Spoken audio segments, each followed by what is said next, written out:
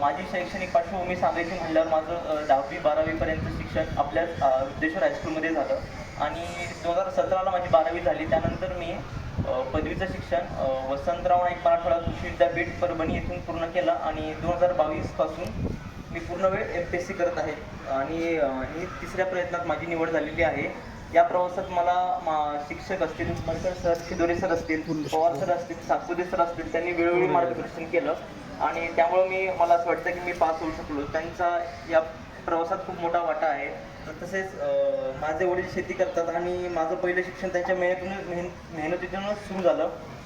की त्यांनी नेहमी सांगितलं की कष्ट केल्याशिवाय फळ मिळत नाही. हीच ओळख आज मला प्रेरणा देते. त्यामुळे त्यांचाही आभार व्यक्त करतो. माझ्या प्रवासात अपयशही आलं, निराशही आलं, पण प्रत्येक वेळी मनात एकच विचार होता की मी प्रयत्न थांबवला तर स्वप्नही थांबेल. विद्यार्थी मित्रांनो, मी एकच सांगू इच्छितो की यश म्हणजे फक्त गुण नव्हे तर सातत्य आहे, संयम आहे आणि आत्मविश्वास आहे.